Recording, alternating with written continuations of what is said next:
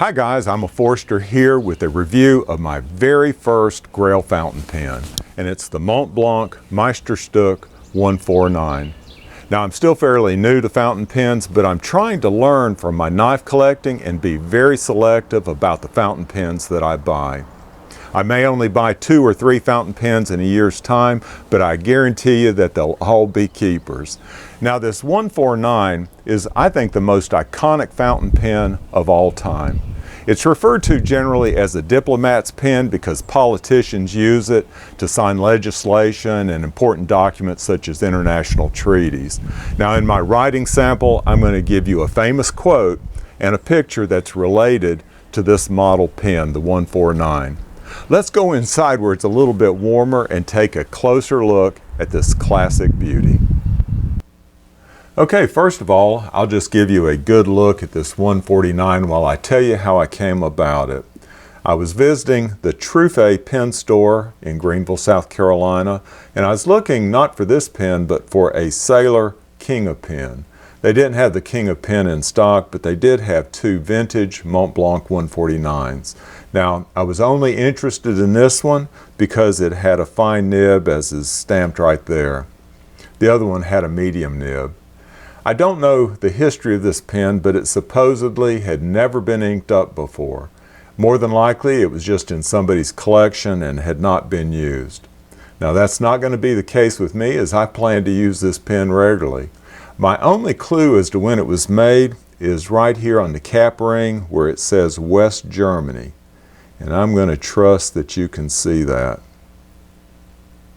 Now, German reunification took place in 1990, so I'm guessing that this pen was made sometime in the late 1980s. One thing that I'm puzzled about, though, is that I haven't been able to find a serial number anywhere on the pen. If anybody can weigh in on the serial number, please comment below. Now, my pen came with this box, which I personally don't think is the original packaging. It does say Montblanc on the front. The only other writing is here on the back where it says printed in Germany. But I've been led to believe that a bottle of ink was included with pens of this era, and this packaging right here is nowhere near large enough to accommodate a bottle of ink. Also, the clip that holds the pen in place is much too tight for this pen. The pen is really hard to get into that clip. But comment below if you have any information on the original packaging. I'm just curious. Let's take a closer look at this pen, starting with the cap. And the white star emblem on the top of the cap was a brilliant move by Montblanc, as I think it's the most recognizable feature on not just this, but any pen. And it's visible while the pen's in the pocket. The white star represents the peak of Mont Blanc, which is the highest mountain in the Alps. Here's a Google Earth view of Mont Blanc, and here's the lat long for it right here in case you want to go look at it yourself. But Mont Blanc falls on the border of France and Italy, and it's a popular mountain to climb. 20,000 people climb the 4,810 meter summit each year. And by the way, I didn't have to look that high up. I'll tell you more about that later. But let me give you a 360-degree look from the top of the mountain. And if you come up here to Street View and click on Street View, you can see where you can drag that icon to get the Street View look. You'll notice this straight line right here that runs across the mountain, it looks like. Well, it doesn't. It actually runs under the mountain. That's the Mont Blanc Tunnel. And then you'll also see this path right over here that goes to the summit. So let's drag the icon over to that path, and that's a hiking path.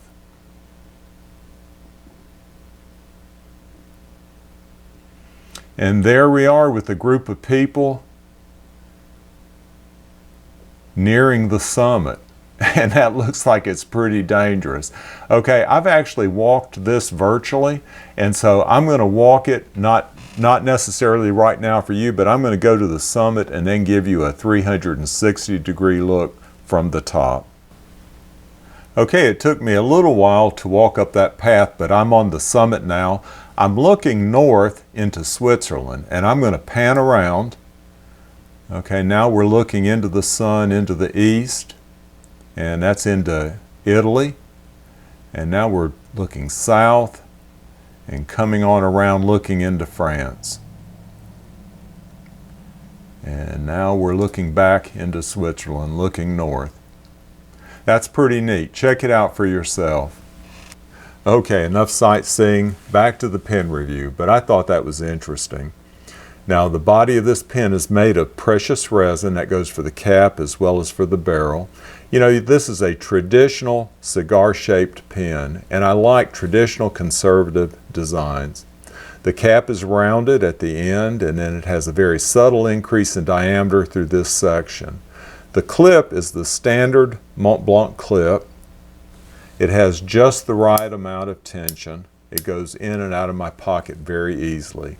Now, there are 3 bands at the base of the cap. 2 are narrow and then a wider band in the middle. And all the trim on this pen is gold coated. Now, the writing on the band, I'll get to a place where I hope that you can see it, but it says Montblanc Meisterstuck number 149. Then we're back to the beginning. And I will say that all the writing on this pen is very precise. Now, there's a pretty big step down in diameter from the cap down to the pen barrel. The barrel is straight until right above this barrel ring right here when there's a subtle taper that begins. Now, this is a piston filler, and the piston cap right here fits very tight up to that barrel ring. I will say that I had reservations about how much effort that it took to operate this piston in the store. When I bought the pen, I bought it with the stipulation that that piston be serviced by an authorized agent. And Trufe did send it off, and I'm happy to say that it works just fine now. Now, the cap comes off with one complete turn, and it reveals the largest nib that's in my pen collection. Now, this is a beautiful two-toned 14-karat gold nib. It has that snow cap logo with an M inside for Montblanc. And here's why I knew the height of Montblanc. You'll see the numbers written right there, 4,810. That's the number of meters to the summit of Montblanc Mountain. Actually, the recorded height of the peak changes from time to time because of the thickness of the ice cap, but it'll always be 4,810 meters to me. Now, this section is, right here, is 5/8 of an inch long, and it's 1/2 of an inch wide. It has a definite lip right here on the end, and it's very comfortable for me to hold. There's a very slight step up to the threads right here, and the threads are very comfortable to the touch. They're not sharp at all. You see this ink window right here, and it works well. It works well enough for me to tell that I'm just about out of ink, which is fine. I've been using Montblanc Irish Green ink, but I want to try a blue or a black ink in this pen next. Now, let me give you a size comparison to a couple of other pens which are fairly well known, fairly common. And the first one is this Pilot Custom 823. And let me line those up for you. You can tell they're about the right length, but the Montblanc is much wider, much more substantial. And here's the Lamy 2000. Here again, they don't vary that much in length, but the Lamy 2000 is even smaller in diameter. And let me put one other one up here, and that's a Pilot Metropolitan. And the Metropolitan, I'll say, is definitely too small for my hands. I can write with it, but it is too small for my hands. And now it's time for a writing sample, and I'll be writing on my Rhodia dot grid notepad. And by now, I think everybody knows what this pen is. It's a Montblanc Meisterstuck 149. And it has a fine 14-karat gold nib.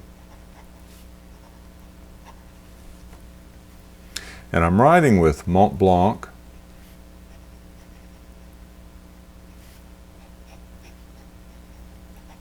Irish green ink. And this is the smoothest nib I think I have in my collection, and it should be. It writes in every direction.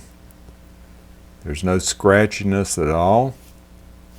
And it flows just the right amount of ink. Not too wet and not too dry. Now, it's a pleasure to write with. I'm going to use a short quote that comes from a well-known photo of President John F. Kennedy handing his 149 to German Chancellor Adenauer, who couldn't locate his pen to sign the golden book of a city that they were visiting. Like I say, this is a very short quote. And here's the picture, by the way.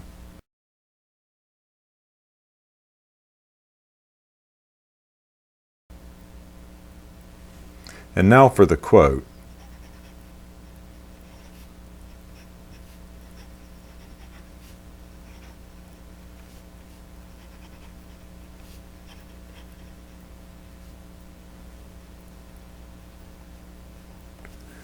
That was said by John F. Kennedy, and it was said on June the 23rd, 1963. Now, I was thinking about it. President Kennedy died later that year on November the 22nd, 1963, and there are very few events that I remember where I was at the time it occurred or at the time I heard about it. One was on 9/11. A lot of us remember that one. Another was when I heard that Elvis Presley had died. I was on the road driving between Washington and Greenville, North Carolina at the time. I worked for Weyerhaeuser. But the first time was in the 3rd grade in Towanda, Illinois, when President Kennedy was shot.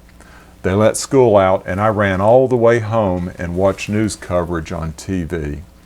Comment below which events you remember where you were.